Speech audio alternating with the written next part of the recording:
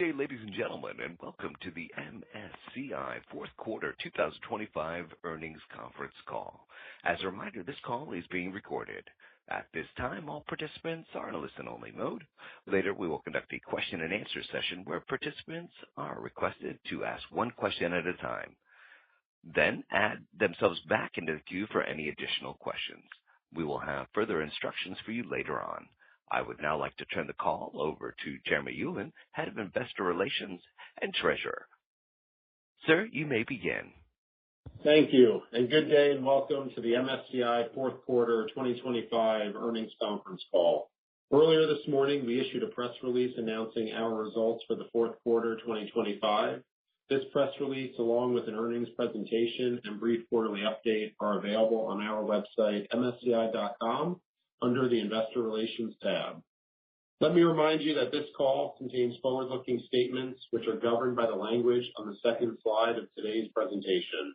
You are cautioned not to place undue reliance on forward-looking statements, which speak only as of the date on which they are made, are based on current expectations and current economic conditions, and are subject to risks and uncertainties that may cause actual results to differ materially from the results anticipated in these forward-looking statements. For a discussion of additional risks and uncertainties, please see the risk factors and forward-looking statements disclaimer in our most recent Form 10-K and in our other SEC filings. During today's call, in addition to results presented on the basis of U.S. GAAP, we also refer to non-GAAP measures. You'll find a reconciliation of our non-GAAP measures to the equivalent GAAP measures in the appendix of the earnings presentation. We will also discuss operating metrics such as run rate and retention rate. Important information regarding our use of operating metrics such as run rate and retention rate are available in the earnings presentation. On the call today are Henry Fernandez, our Chairman and CEO, Andy Wiechmann, our Chief Financial Officer, and Baer Pettit, our President. Lastly, we wanted to remind our analysts to ask one question at a time during the Q&A portion of our call. We do encourage you to ask more questions by adding yourselves back to the queue. With that, let me now turn the call over to Henry Fernandez. Henry? Thank you, Jeremy. Good day, everyone, and thank you for joining us today. MSCI is generating impressive momentum across product lines and client segments. Our leadership in the global investment ecosystem and relentless focus on innovation has enabled us to drive a strong financial performance. In the fourth quarter, we achieved organic revenue growth of over 10%, adjusted EBITDA growth of over 13%, and adjusted EPS growth of almost 12% for the quarter and almost 14% for the full year. Our attractive all-weather franchise, client centricity, and alignment with favorable long-term secular trends have positioned us to deliver on the long-term growth targets we have set for MSCI. Since MSCI's IPO a little over 18 years ago, we have achieved a compound annual growth rate of nearly 13% for total revenue, nearly 15% for adjusted EBITDA, and over 16% for adjusted EPS. In addition, we have now delivered 11 consecutive years of double-digit adjusted EPS growth. We intend to continue with all these records at MSCI for the years and decades to come. In the fourth quarter and through yesterday, we also bought back nearly $958 million of MSCI shares at an average price of about $560 per share. Over the last 2 years, we have repurchased almost $3.3 billion of our shares at an average price of $554. As you can see, we have a very strong conviction on the prospects and potential of MSCI, and we believe our franchise remains undervalued.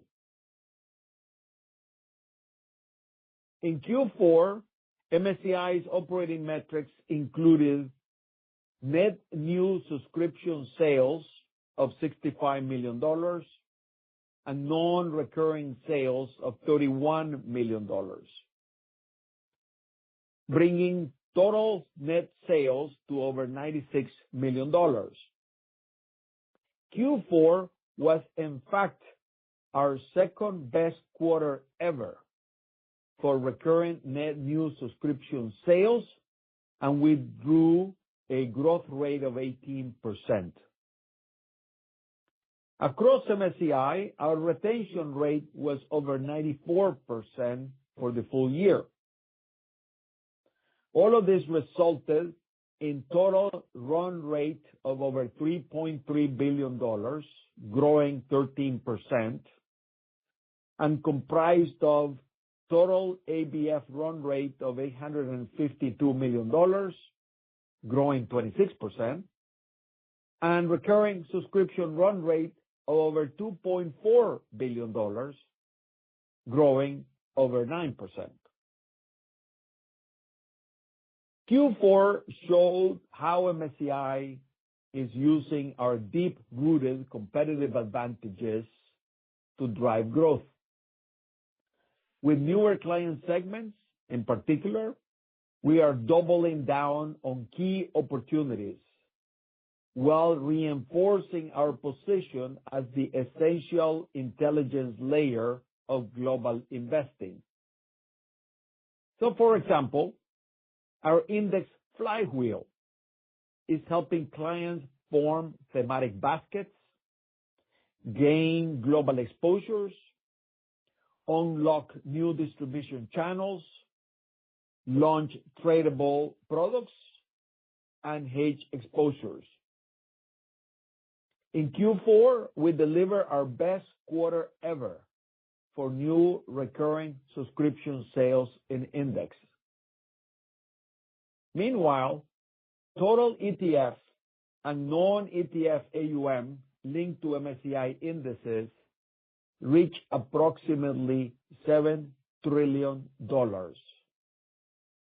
driven by record inflows into our clients' ETF products linked to MSCI indices, particularly listed ETFs products in Europe. In general, asset-based fees remain a consistently strong contributor to our top line, with a durable track record of positive annual cash inflows into ETFs linked to MSCI indices every year, stretching back more than a decade. We also had a strong quarter in analytics, where we posted our second-best Q4 on record for new subscription sales. In private capital solutions, we drove recurring sales growth of 86%, supported by our rollout of innovative new products and landing new client relationships. In sustainability and climate, our new subscription sales were lower than last year's levels, with particular softness in the Americas. In sustainability, MSCI is expanding our solutions across all client segments and asset classes to address emerging risks and opportunities that go beyond environmental, social, and governance matters. Examples include AI and supply chain disruptions on companies and fixed income instruments in people's portfolios. In climate, MSCI is emphasizing physical risk and energy transition tools that promote consistent standards and a common language across companies, industries, and regions. Physical risk is just one area where we have been leveraging AI to enhance our capabilities with tools such as geospatial asset intelligence. We're also harnessing AI to enhance our solutions in custom indices, risk insights, ESG controversies, and private assets. For example, MSCI has decades worth of historical data on private markets, and we're now using AI to process this data in significantly larger volumes and then feed it into our total portfolio insights.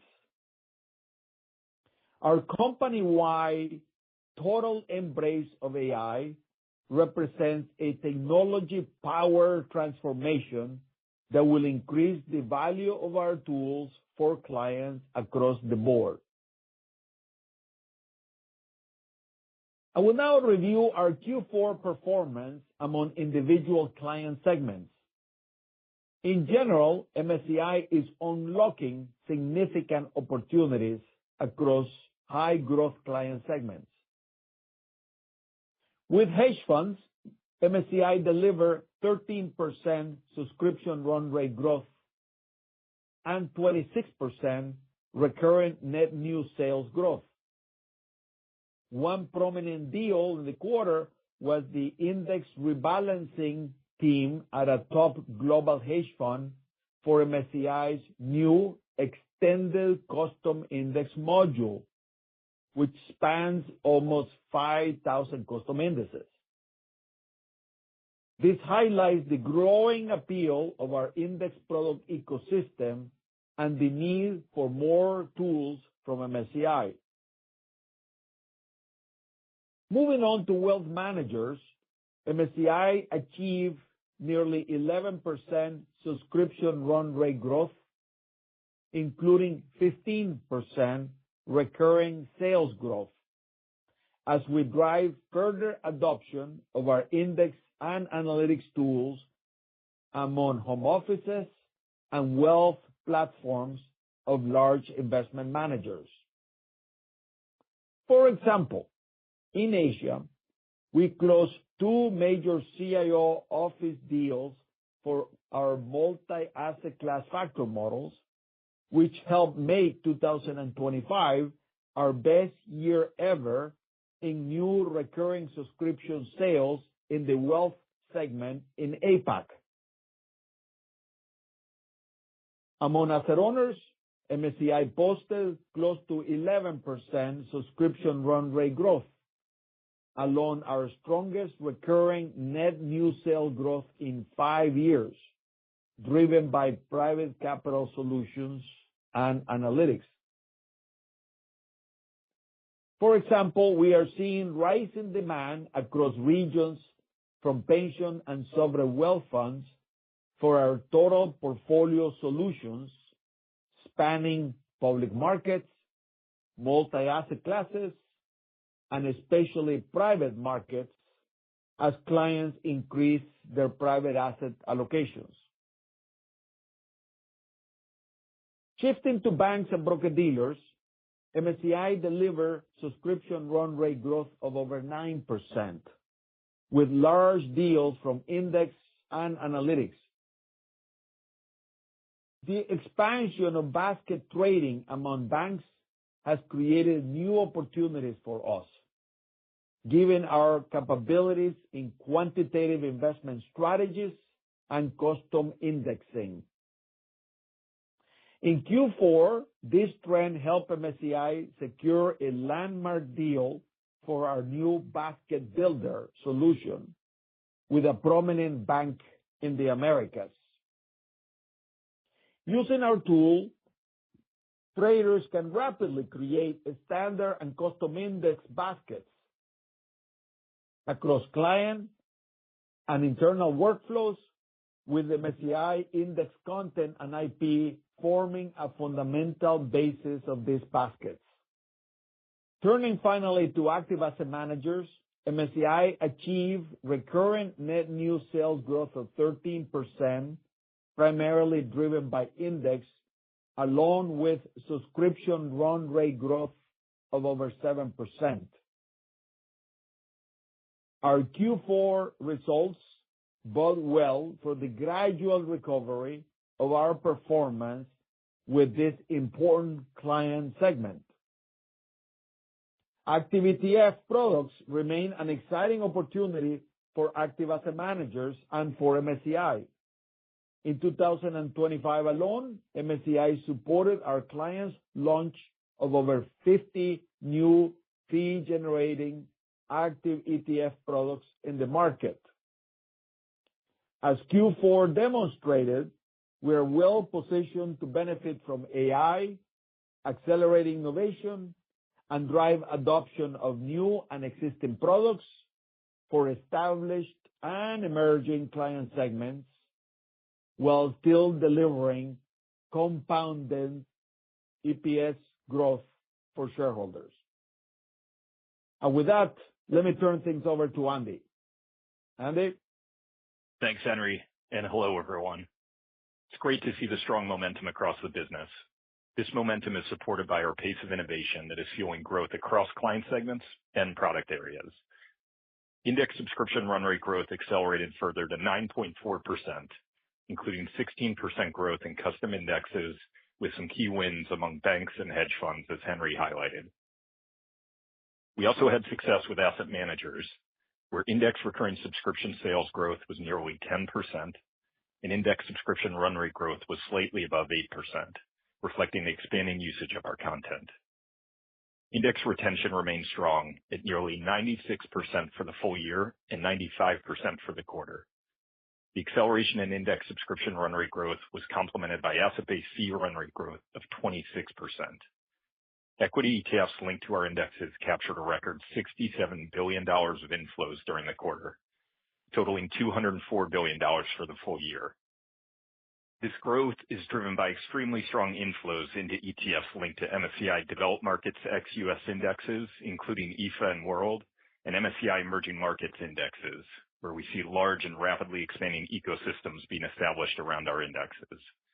We see extraordinary runway to fuel those franchises well into the future, and we are extending the ETF agreement with BlackRock through 2035 to solidify that tremendous future growth. To enable this growth, we will lower the fee floors impacting certain superscale ETFs, on which we have been capturing a larger share of the overall economics.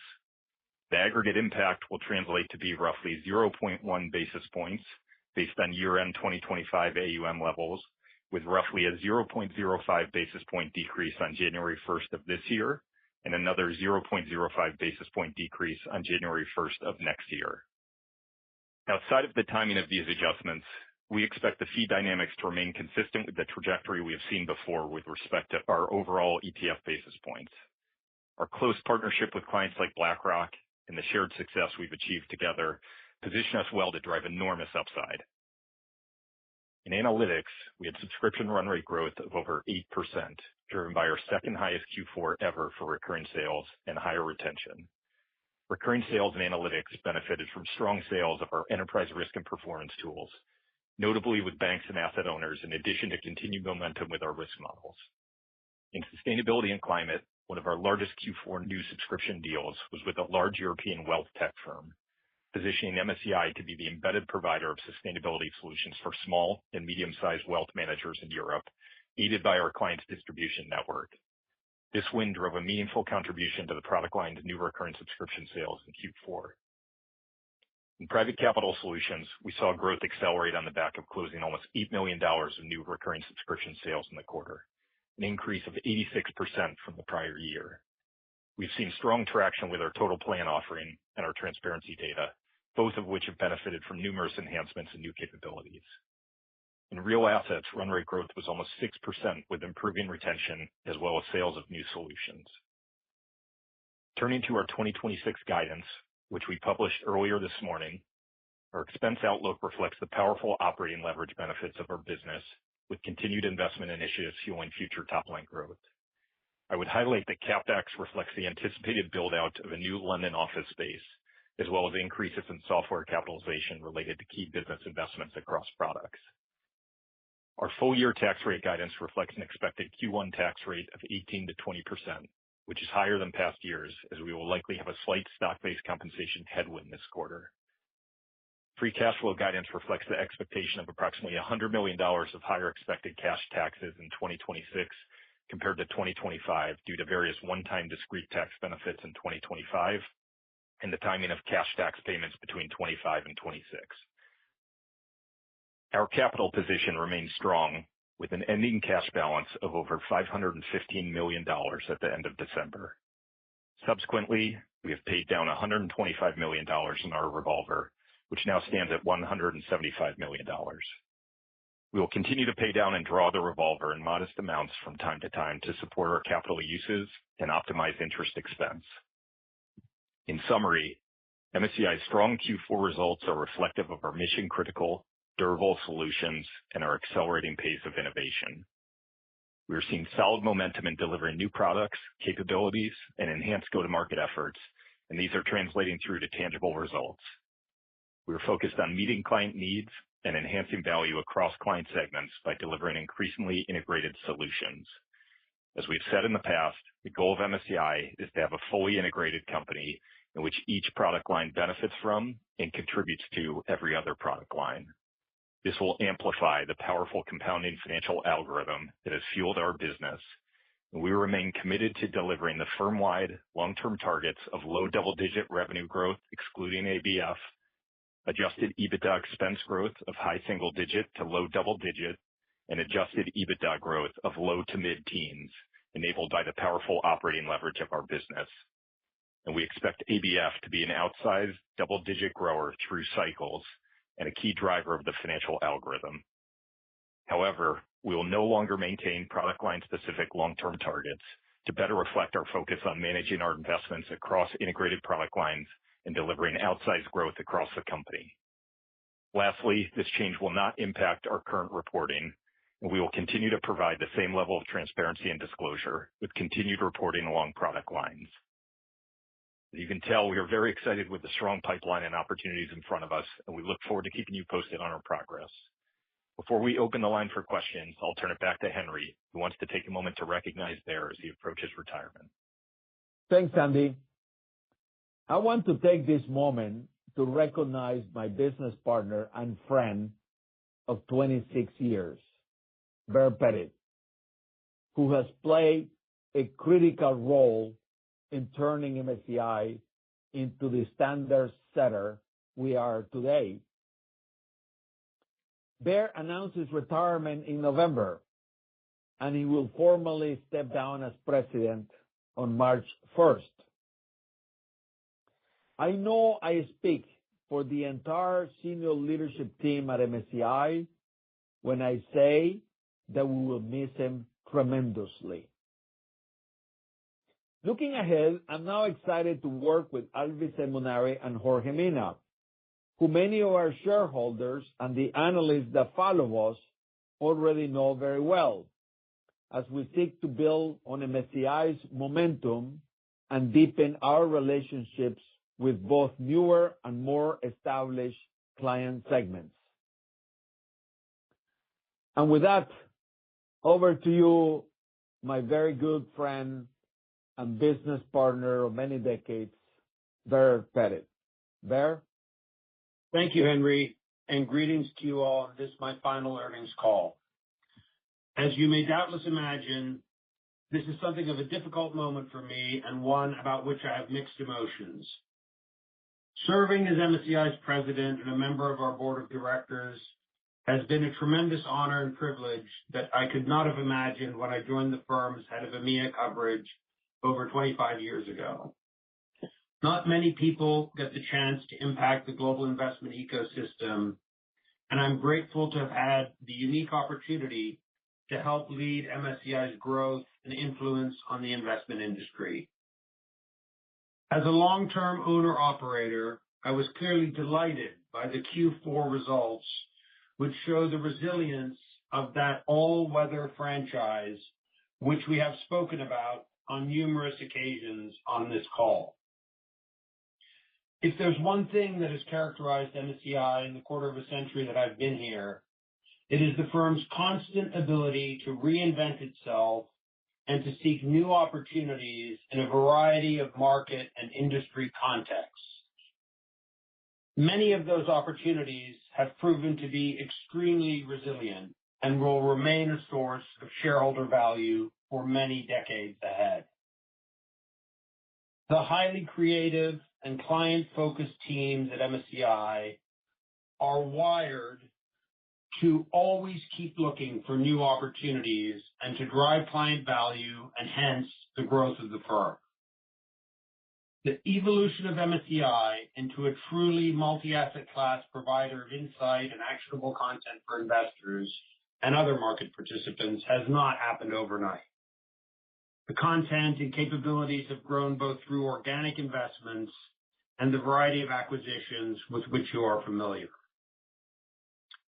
The great power of the MSCI franchise is rooted in our talented people who I know will continue to set new standards and drive innovation. It is also grounded in the value that our clients and shareholders derive from the growing number and variety of solutions MSCI deploys. This is what in the past I have referred to as 1 + 1 = 3.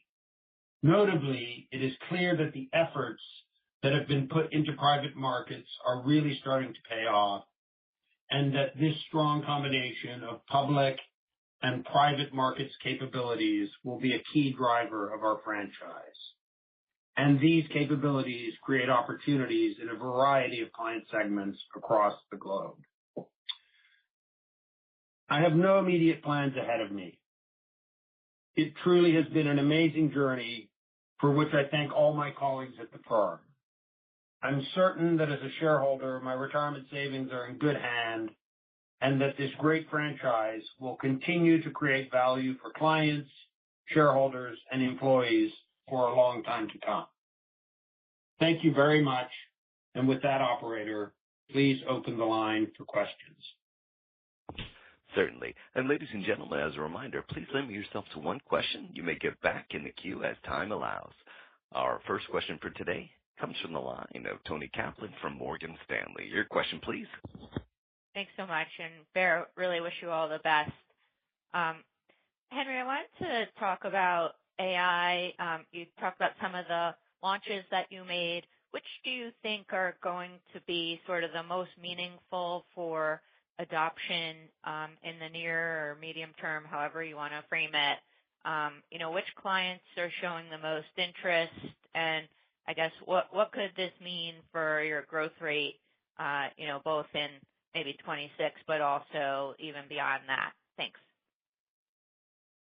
Thank you, Tony. The journey with AI started 3-4 years ago for us, and initially has been extremely focused on creating AI agents to help us with the day-to-day operations of the company.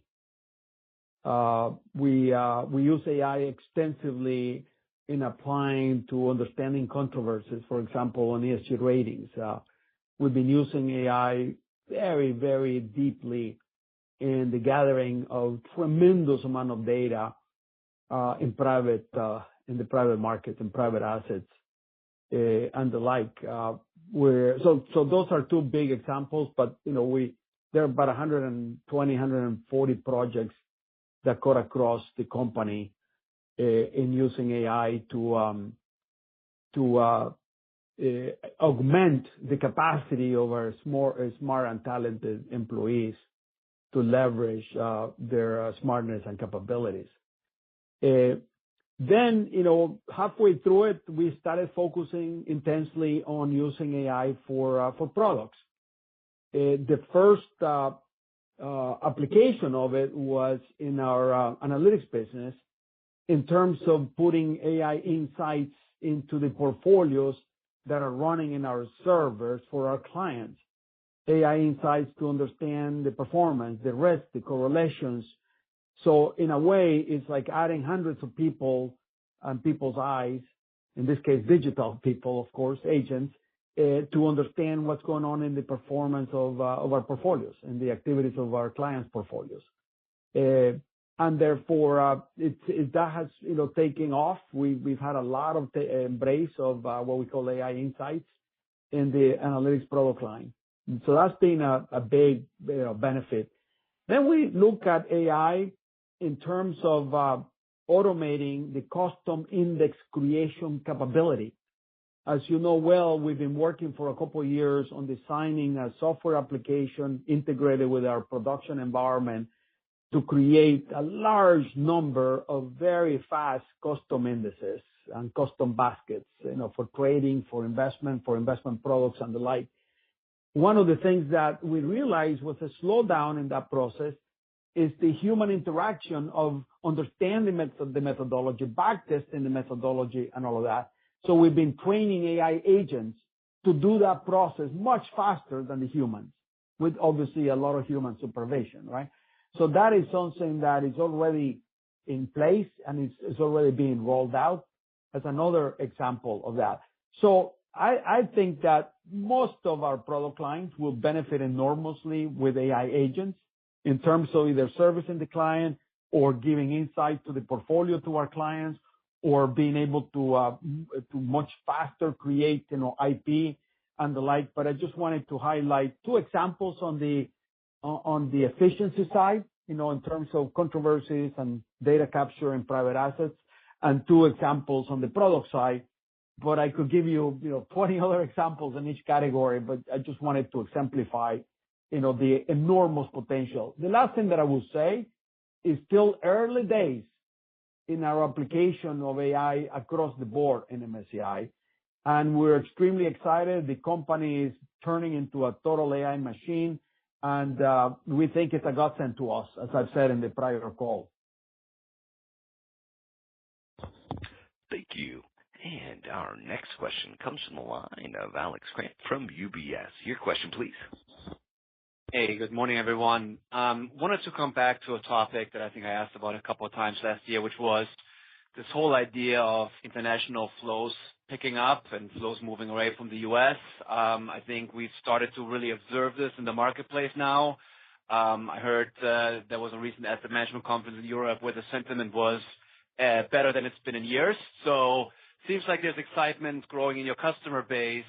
So wondering if this is actually starting to drive new sales, better conversations, and maybe most importantly, is it giving you better opportunities for maybe pricing a little bit more aggressively? Thank you. Thank you, Alex. All of the above, for sure. Now, we're a subscription business, as you know, so things don't take off immediately the same way that they don't go down immediately. So all of this stuff takes time. And of course, a lot of what we do is serve the long-term asset owners in the form of pension funds, sovereign wealth funds, endowments, foundations, family offices, and the like. And a lot of those parties don't turn their portfolios on a dime, right? They look at the secular trends, they take their time and all of that. So obviously, as you know well, Alex, the immediate effect has been in the devaluation of the dollar. Obviously, the dollar has been out of favor, and people have been selling the dollar and selling dollar assets, as we know. And therefore, that has translated into significant flows into MSCI equity indexes that are ex-US, developed markets ex-US.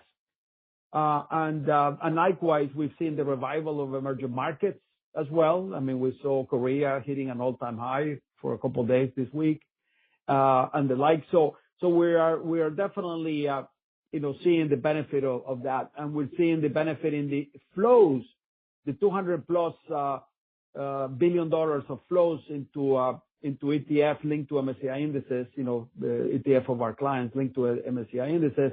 That is a strong indication that people are putting their assets in non-dollar assets, right? In non-dollar securities. So that's another trend. On the subscription side, we for sure have seen a significant uptick in activity in Europe, in EMEA, evaluating in one of our QBRs last week, we were very pleasantly or pleased and surprised to some extent that our run rate in EMEA in index, including subscription and ABF, is higher now than the Americas, which is an incredible feat, right, to achieve given the nature of the capital markets in the United States.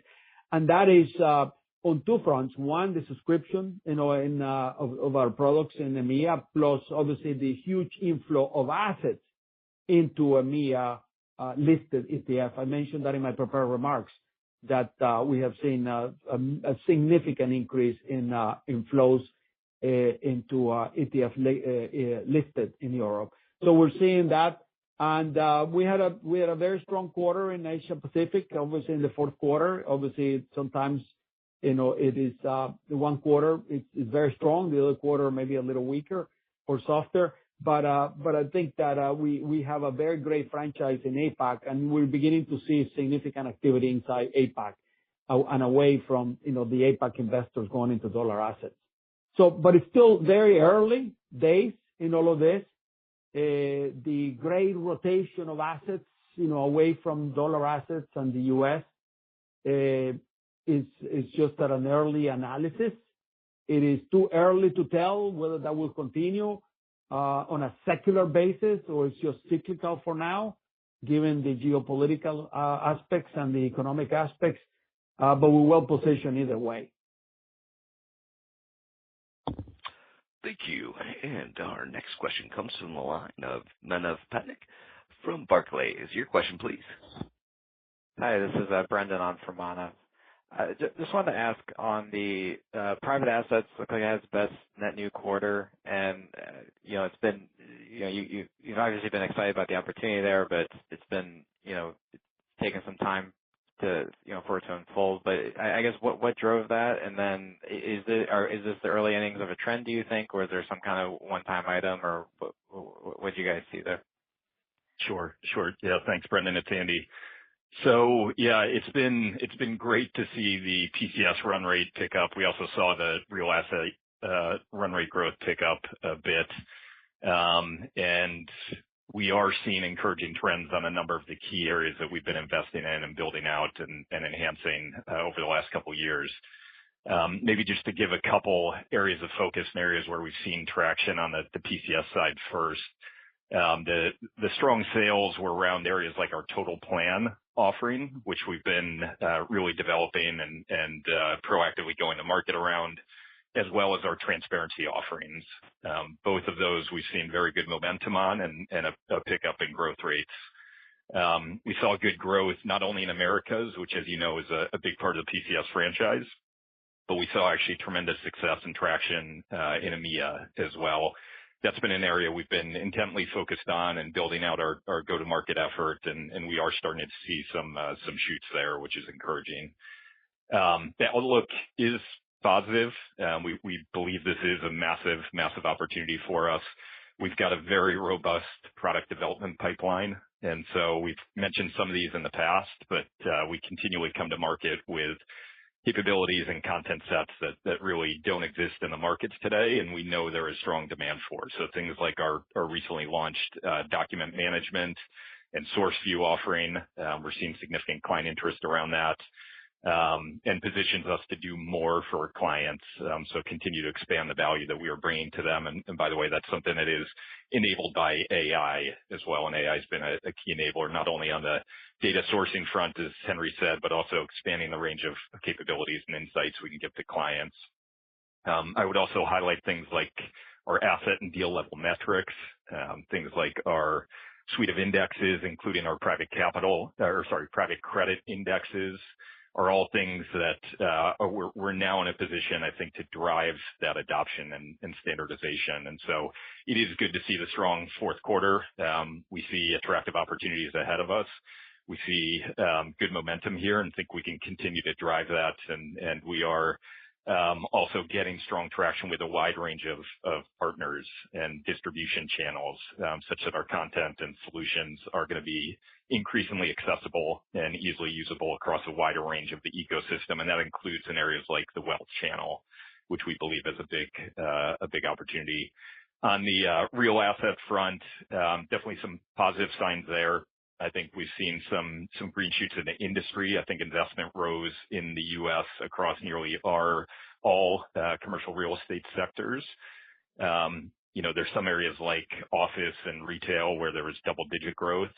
And we've seen private capital moving from not only institutions, but we've seen private investment dollars coming back in as well. So it's all good signs, and we're seeing that translate through to some early movement. We still got a ways to go, but early movement with our index intel offering and traction with some of our new products like our data center product. So early days on that front, but definitely encouraging, but very exciting around the PCS opportunity.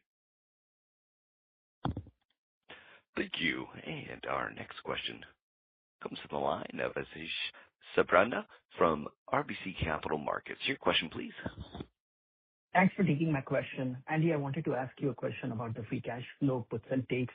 You obviously called out the $100 million of cash taxes impacting free cash flow.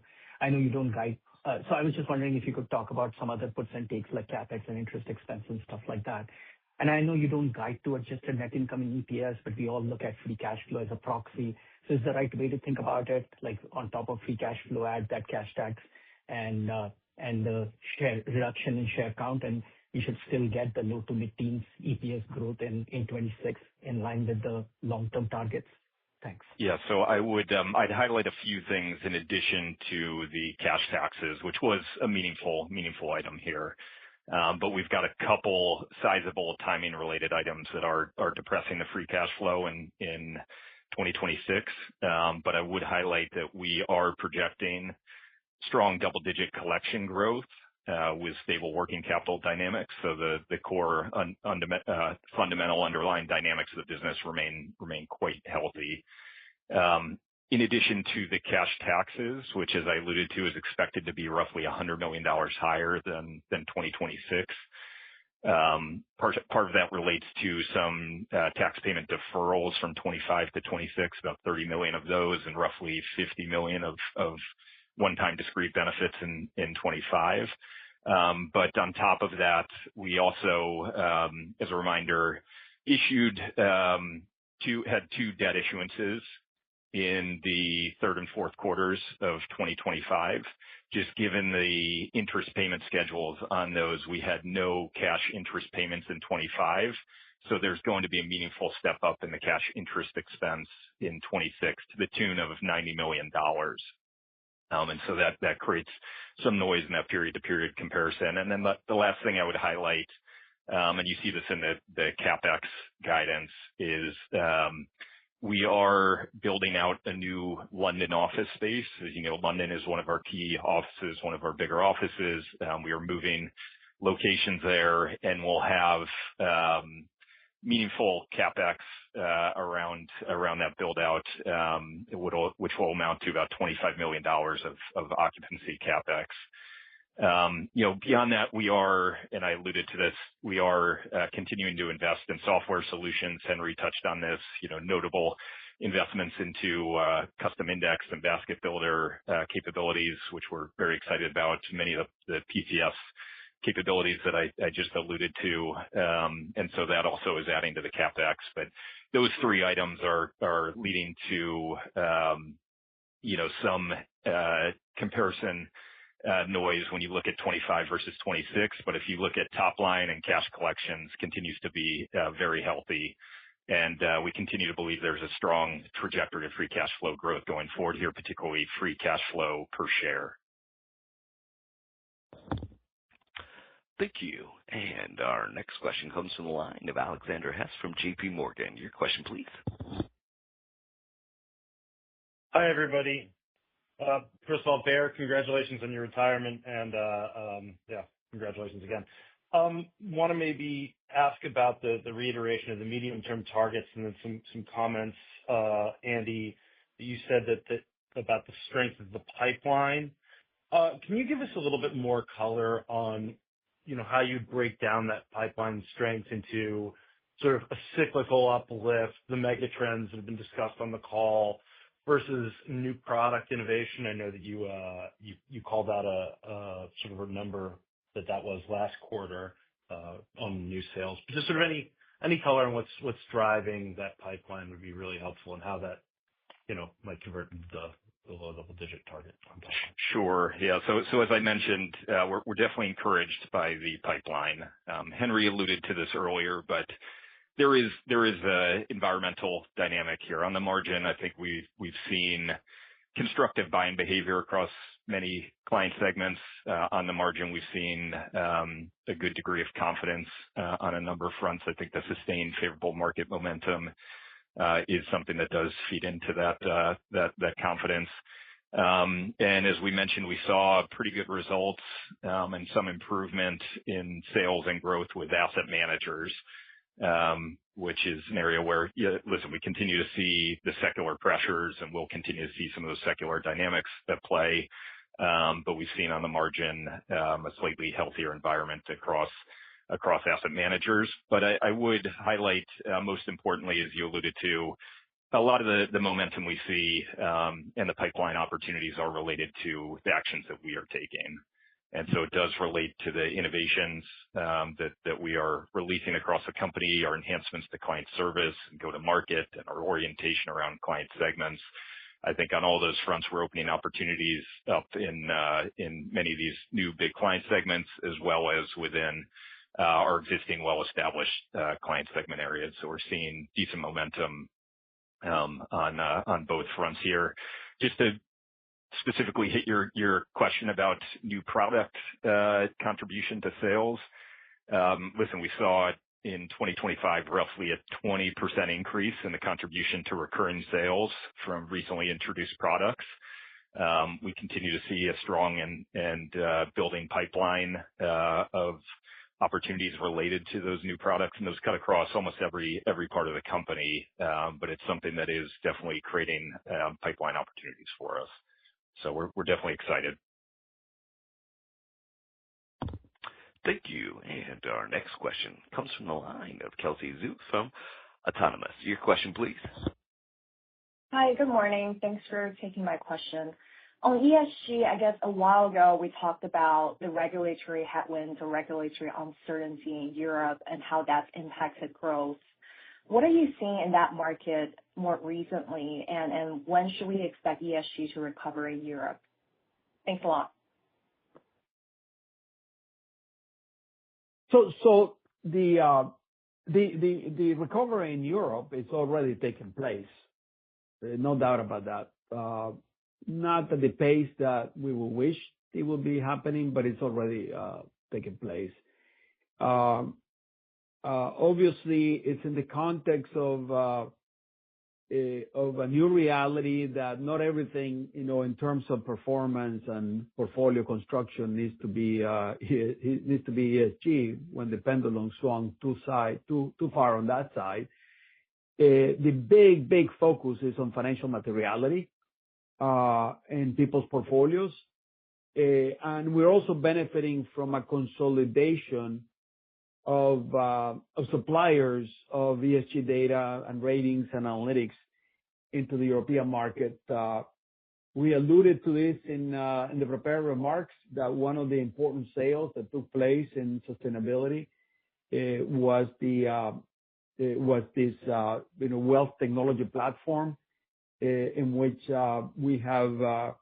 we've become the supplier of choice, compared to others, and they've eliminated that other supply. So there is a benefit that we're getting from that. I think so. I'm hopeful, and the pipeline indicates that we will continue to grow at a decent clip in sustainability in Europe. I don't think we have reached bottom yet in the Americas market, in the U.S. market, not in Canada, but in the U.S., given some of the political sort of undertones in the various states and all of that. So that will continue to be soft. I think we're holding our own, and we're consolidating. We're being very aggressive in displacing others. in the marketplace, et cetera, but that is gonna remain a pretty significant battleground on that. And in APAC, the business never took off totally, and it kind of slowed down a little bit, given all the issues around the world. But we've been putting in place new management, new salespeople, new dialogue and penetration, and I think that it will be a meaningful, maybe not a strong contributor to our sustainability sales.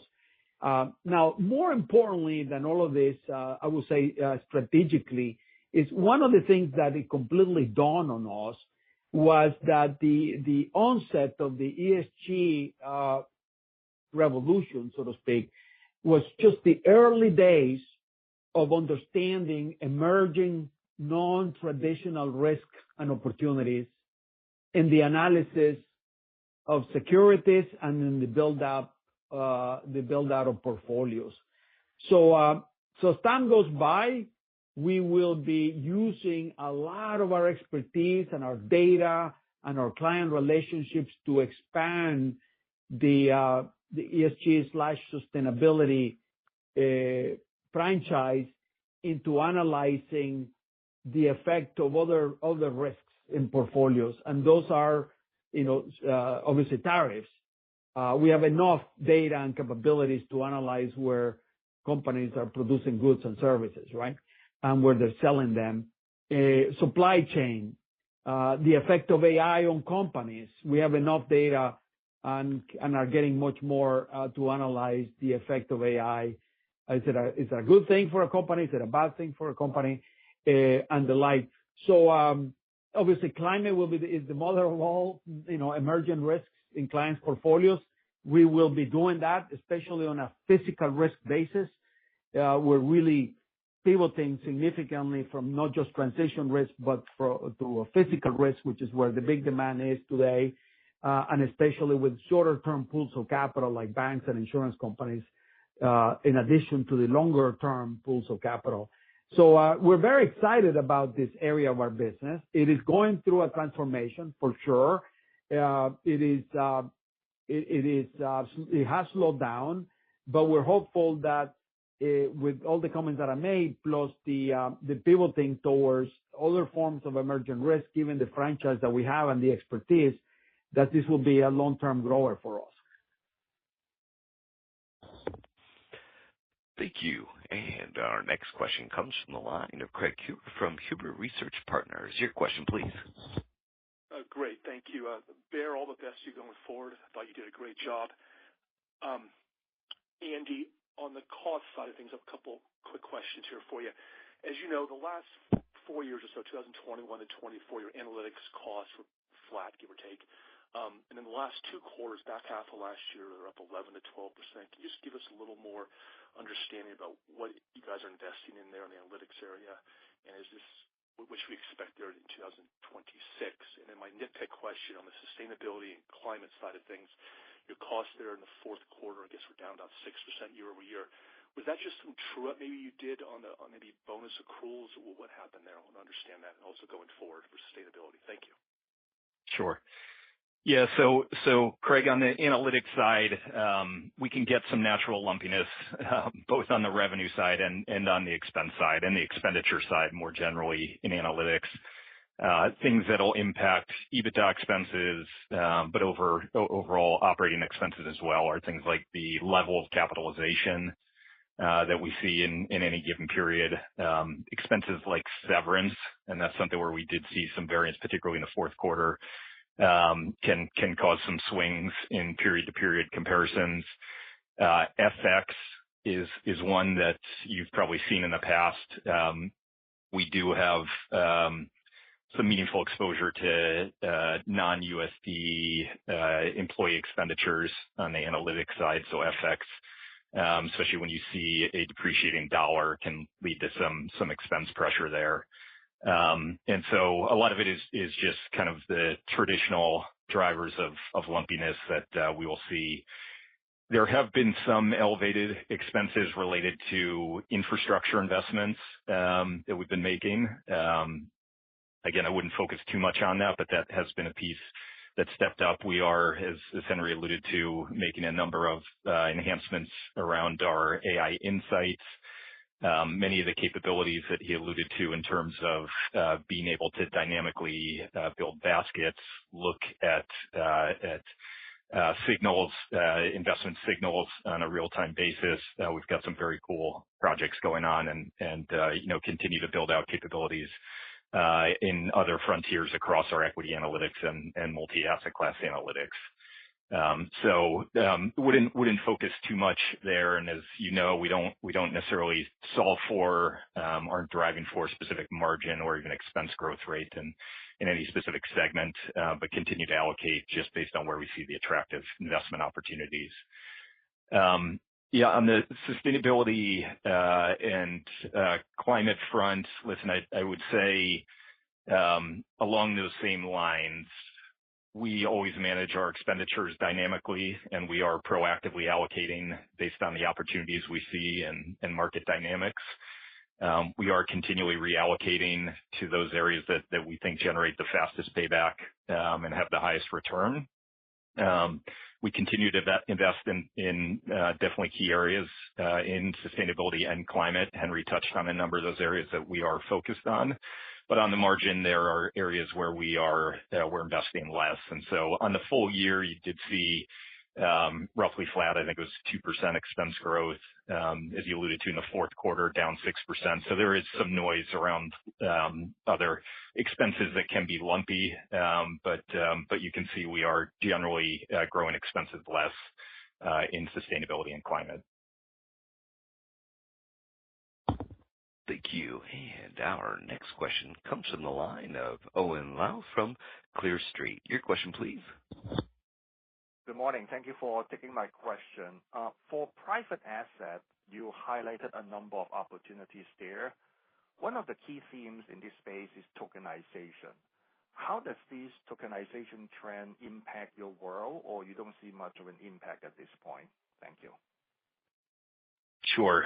So I think it is potentially a big catalyst for us on a number of fronts. I'd say it hasn't been significant to this point. I think it can have a significant impact on markets and financial products, number of areas that we are focused on and see big potential. But your question specifically around private assets, listen, we know there is, and this is why we are investing in space and seeing tremendous opportunities. Investors are getting deeper into what is in their portfolios, understanding their risk, what's driving returns, what's the value that managers are providing, how to think about, I'd say, more of a traditional asset allocation across private assets.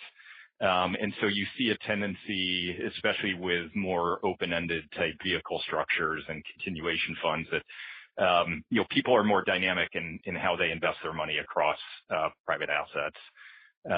And it is a cumbersome process today. I think as many of you appreciate, we have seen tremendous growth in the secondary markets there, both secondary funds, but also secondary transactions of LP interest.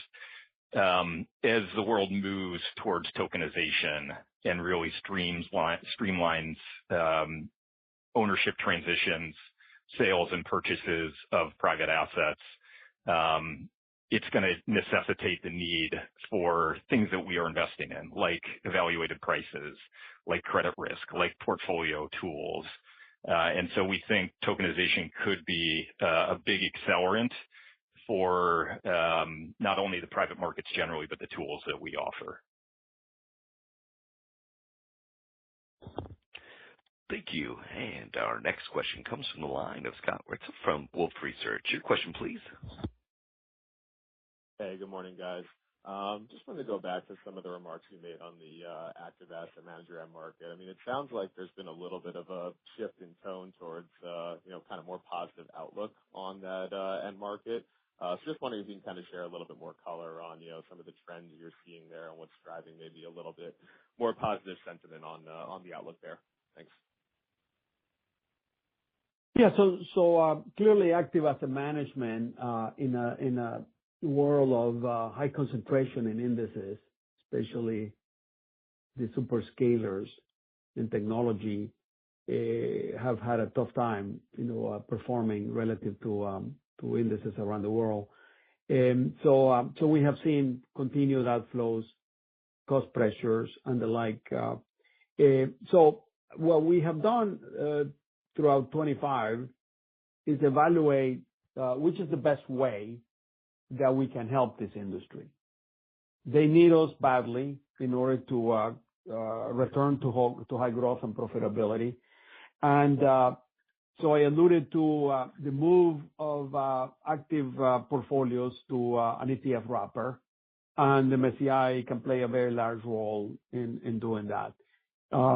Secondly, is to help a lot of these clients create investment products, so that we are gradually turning MSCI from a cost center inside many of these managers to trying to be a profit center, a revenue producing center, a new product development center. Now, not every manager will want us to be as proactive, but we are offering that opportunity to people in that. We are also helping clients consolidate suppliers into us. We're an extremely reliable, dependable supplier.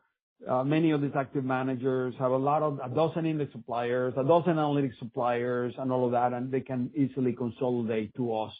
So that's another initiative that we have, and therefore displacing competitors in that area. So it's a gradual process, but the important part, and I think what you're seeing in the results, is that we took a meaningful part of the first half of 25 to say we need to change the way we approach this segment. We cannot continue to be just one more cost pressure on them, and that's bearing a lot of fruits. And the journey is still early, and we believe that we can return to higher growth with them. Thank you. And our next question comes from the line of Faiza El-Aways from Deutsche Bank. Your question, please. Yes. Hi. Thank you so much. I wanted to ask about the AI efficiencies that you referenced earlier in the call and have referenced previously. So sorry for the two-parter, but one, I'm curious if, you're able to potentially quantify some of the, benefits from the efficiencies that you're expecting this year and how much incrementally you're able to reinvest in the business.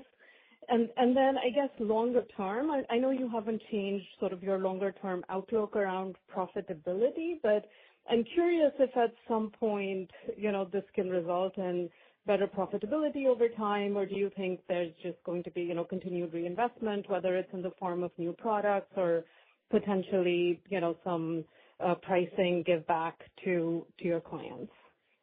Yeah. So it's definitely a question that necessitates maybe a long answer, but we're going to try to be as brief as possible. We can follow up with you offline. The first thing strategically to recognize is AI is a godsend to us in two directions. The first direction, very importantly, is that through the application of AI, we can lower the run rate of expenses in our existing business. And in doing so, we can then take those savings and put them back into the run rate of investments in what we call the change the business, the new innovation, the new areas.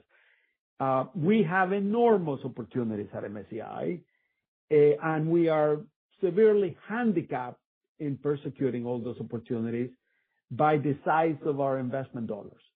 And we have been extremely disciplined not to take the money out of the profitability of the company. It has to come from the reallocation of cost in the company. So that is something that is beginning to play into the expenses of the company in 2026. It started a little bit in 25, but it's going to play in 26, going to accelerate in 27, and then accelerate further in 28 to the point in which we can grow the rate of growth of our organic investments in the company at a much higher pace, probably double the pace that we've been growing so far. So that is a significant opportunity for us. The second one is AI is going to help us accelerate significantly the pace of product introduction. So because, for example, we've been able to, through AI and the application of AI, to gather much more data and more granular data in private assets, and that has allowed us to create, terms and conditions of credit in private credit. Been able to help us analyze the holdings of funds, so we can create eventually holdings-based private asset indices and things like that. So that's gonna accelerate us quite a lot. And since we've never been a big workflow software applications company, AI also will help us accelerate the ability of people to use our content. We have something called at MSCI, how do our clients consume our content? We do analysis of every product line like that. And through AI, our clients will be able to consume our content much easily, much broadly than through sort of, inflexible sort of workflow applications and the like. So those are a few examples of that. Why don't we take it offline so we can, our team can tell you more about the quantification of all of this. Thank you. And our next question comes from the line of George Tong from Goldman Sachs. Your question, please. Hi, everyone. This is Anna Wu for George Tong. I wanted to start it by extending our congratulations and best wishes to Bear. My question is on cancellations. Can you give us some color on conditions you believe that need to occur before we might see a sustained reduction in cancellations, and how do you see those underlying dynamics across segments? Thank you. Yeah, and maybe an overarching comment here, and I alluded to this earlier. We are seeing some improvement in overall client dynamics on the margin.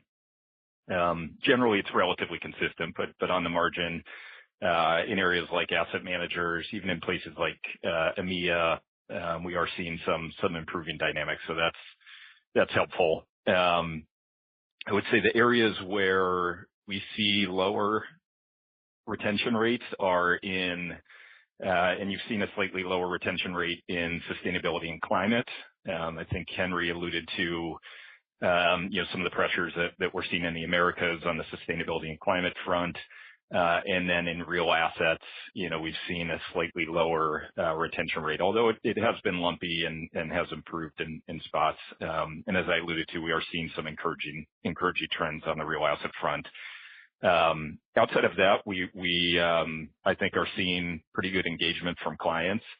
We're seeing the overall health improving, and I think a key component of driving the higher retention rates beyond just the environment are the things that we are doing. So enhancements to client service, which are resulting in enhanced client satisfaction, improvements in the products that we're releasing and the innovations we talked about, many of which are to facilitate and support price increases.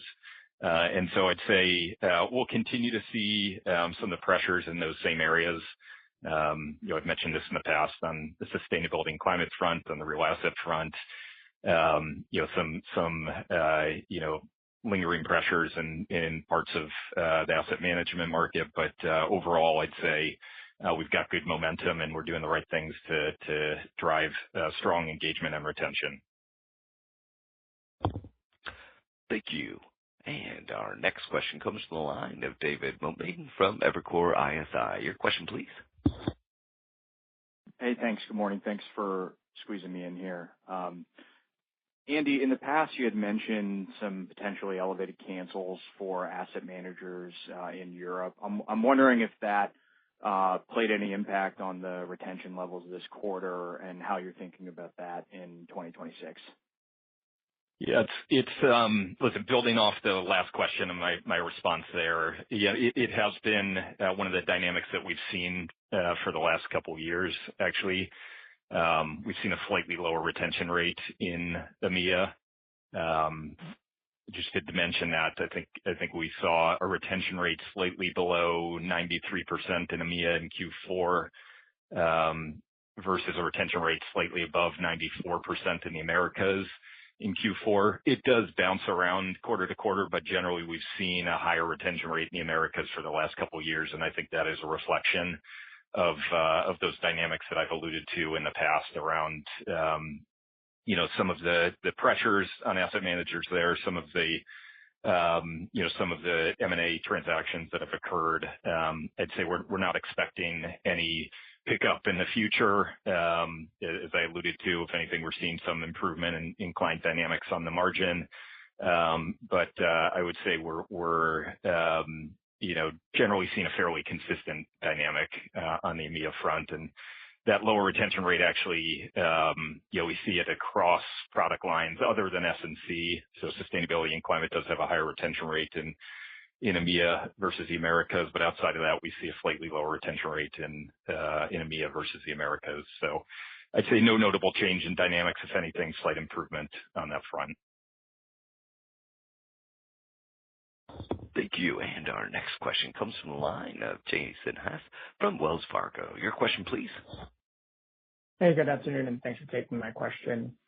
I'm curious if you could help reiterate what's driving the strength in index recurring subscription revenue outside of asset managers.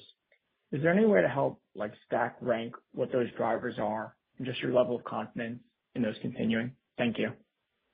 Sure. Yeah, it is multifaceted, but at the highest level, we are seeing a move in the investment industry, and this is one of the most powerful trends impacting the investment industry, is a move towards personalization, customization, customized outcomes, custom portfolios. And an index is a very efficient and effective mechanism to reflect a specific investment view, investment objective, or a strategy that an investment industry participant has. And so that is underlying the opportunities we see across the new products we're releasing, existing products that we have, as well as the client segments that we're going after. Maybe to tackle your question along client segment lines, our highest growth client segment has been, and in the fourth quarter, was hedge funds. You've heard us talk a lot about the trading ecosystem and the opportunity with hedge funds, broker-dealers, trading firms. That growth is being fueled by their thirst for content. That's content to help them better understand markets better understand our indexes.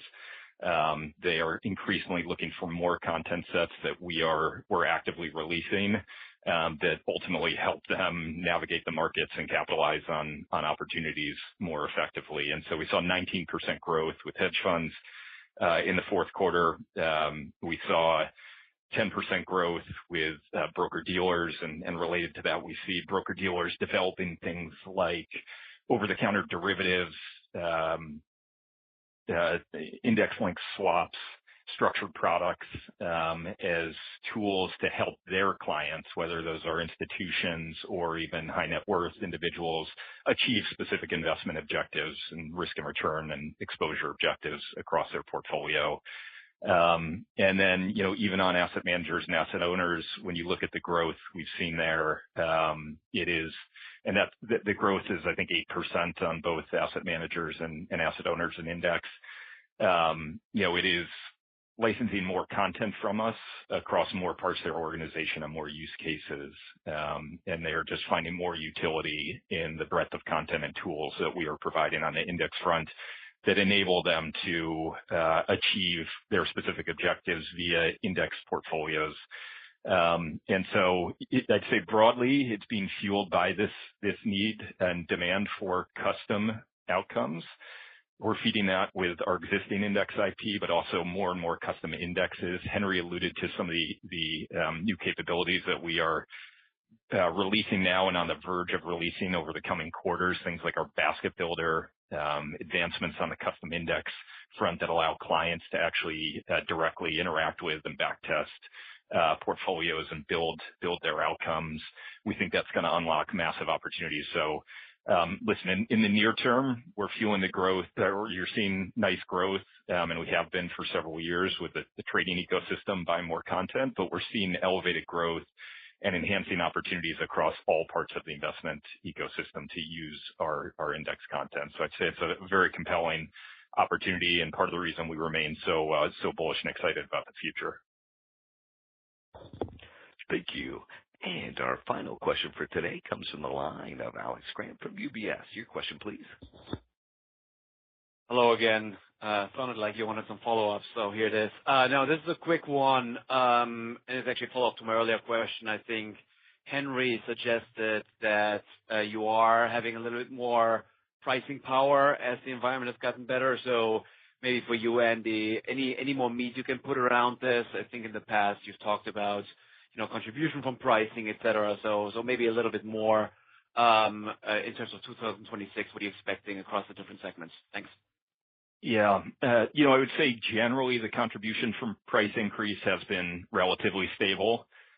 There are puts and takes across the business based on innovations, enhancements we make to existing services, client health, and usage of our tools. And as I've alluded to before, there are certain areas where Henry talked about it in areas like S&C where the health does vary in different geographies.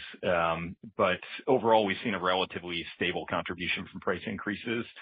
As you're asking about, and I think I alluded to this back in December, and we've mentioned before, the enhancements we are making on many fronts, we are monetizing through price increases. And so that's something that's not only supporting up sales, but price increases. So I would say there's some nice sustainability and durability to our ability to continue to increase price because we are significantly enhancing the value that our clients get from our tools.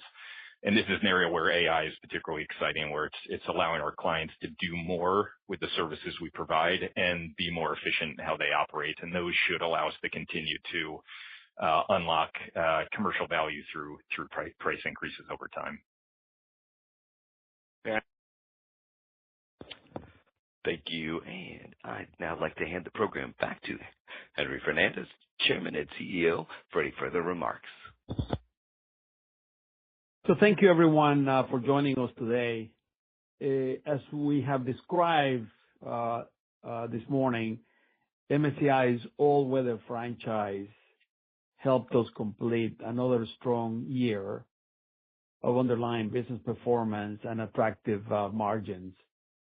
We are also building momentum in the company in terms of creatively and aggressively selling across all client segments what we currently have. And the new product machine and the new innovation mode of MSCI is getting into high gear, and that will help us continue the momentum that we have generated in the last 2 quarters. It feels like we kind of bottom out in the second quarter of last year. Obviously, too early to tell at this point, but we feel pretty confident and pretty encouraged by the pace of innovation, the pace of selling, the dialogue with clients, the market drop, and for sure the level of innovation and product launches that we are achieving. I'd like to take this opportunity one more time to thank my longtime friend and business partner, Bear. MSCI would not be what it is today without Bear, your contributions, your leadership, your dedication, your owner-operator mentality.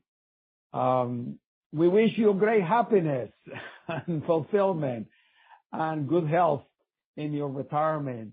And we for sure will be taking care of your retirement dollars here and make them multiply.